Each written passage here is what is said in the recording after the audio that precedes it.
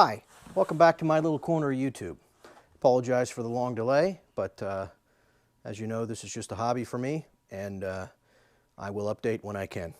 Today, I'm pretty excited to dive into the subject, so let's get going. The venerable Colt 1911, this is a commanding officer's model. I received this as a graduation present in 1987. It is a stainless steel commander frame, officer's slide. It's a joy to shoot. This is one of my CCW weapons. Love to shoot it. But as you know, the 45 can be expensive to shoot, and for new shooters, this is particularly important for me. I'm teaching my daughter how to shoot. She is not yet ready for a 45. She loves the idea of a 1911, but she is petite and she's working her way up. So I wanted to get a 22 that functioned like a 45 or like a 1911.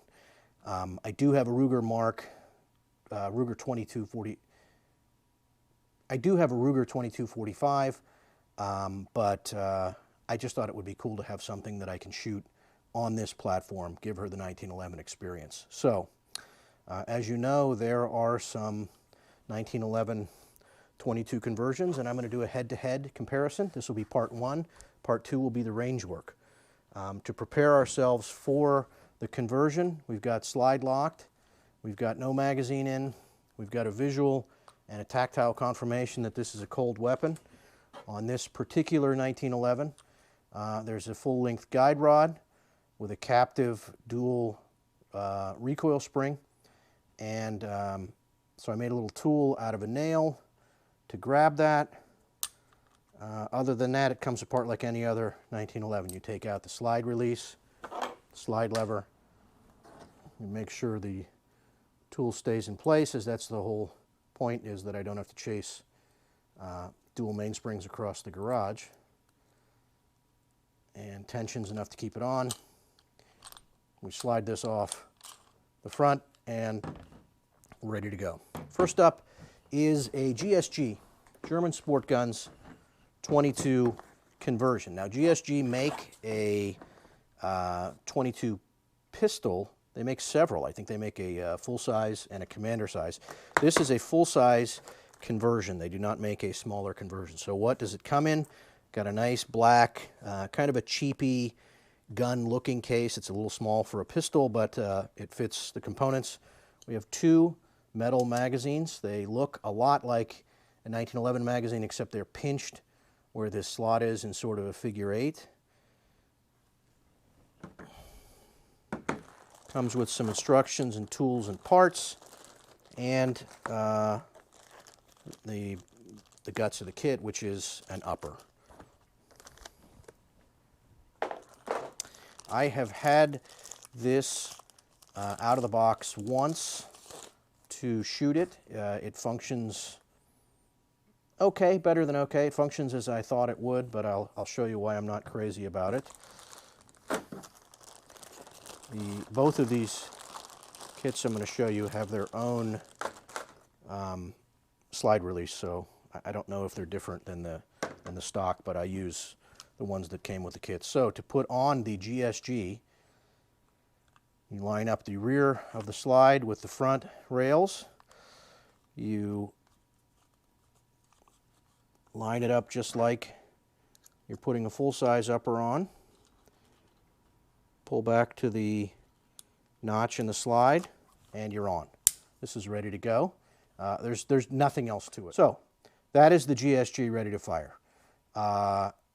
It's pretty dependable in terms of a rimfire. I mean, the ammo's not the greatest. It gets dirty really fast. But if you look closely, you can see what I don't like about the GSG. That is the dust cover on the commander, which is particular to my 1911. I mean, if you have an officer or a commander model, you're going to run into this.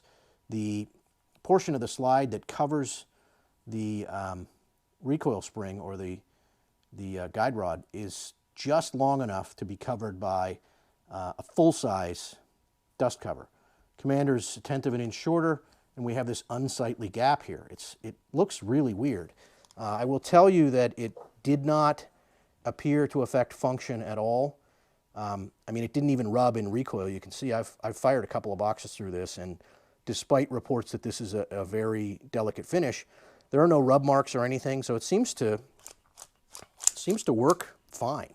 But I can't stand the gap. I mean, it's a fairly significant gap. You could almost get, I can almost get my pinky in there. It's probably almost 1/4 of an inch. So the solution, of course, is to either get somebody to extend this sort of pot metal slide back, get a full-size frame, or I was surfing the Calguns forum. To take it off, you just reverse. And I heard about this. Nelson Custom makes almost an identical kit, or at first blush appears to be an identical kit. The box is similar in configuration to the GSG, but as you can see, it's more substantial. I don't think that's a big deal, but it is a nice kit, nice box. Comes again with 2 magazines, box for the tools, and the Nelson upper. So let's put that on.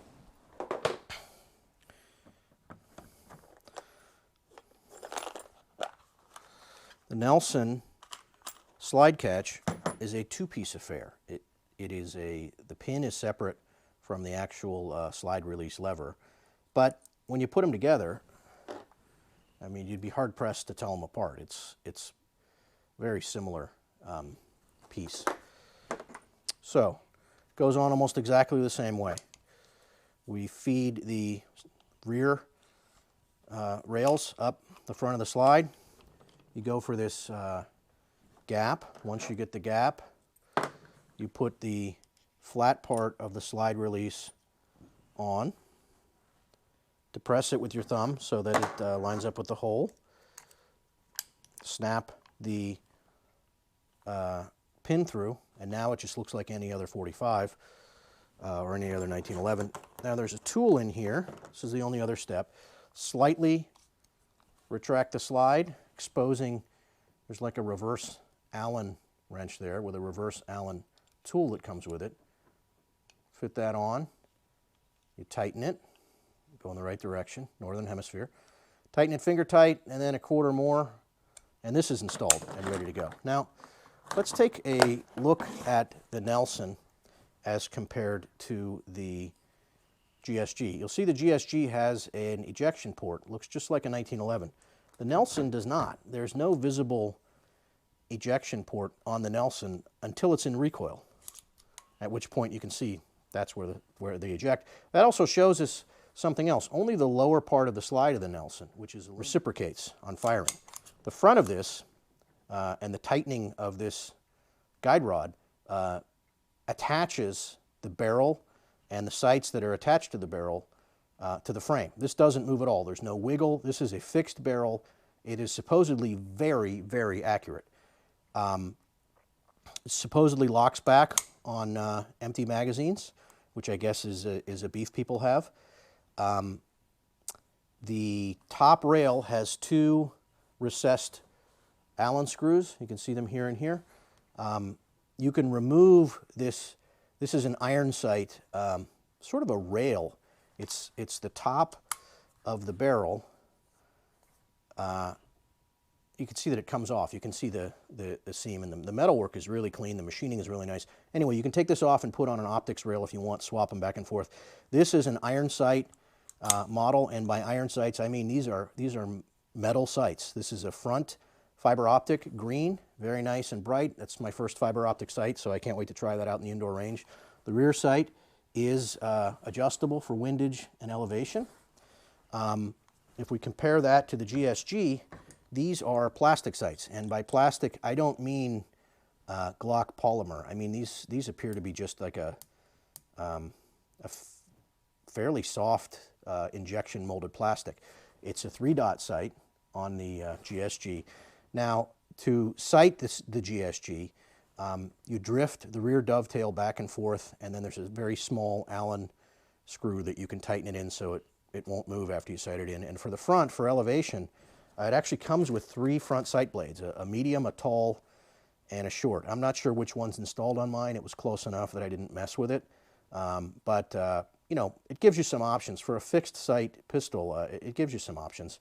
And I think you can just drift these probably with your fingers. It's just plastic in the dovetail. So as far as the sights and the fit and finish, I'm going to give that to the Nelson. As far as the magazines, that's up in the air right now, but the GSG, I will tell you, has metal magazines. They feel like a 1911 magazine, while the Nelson magazines are a polymer, like an Orlite AR-15 magazine. They kind of feel like that. They appear to be all plastic.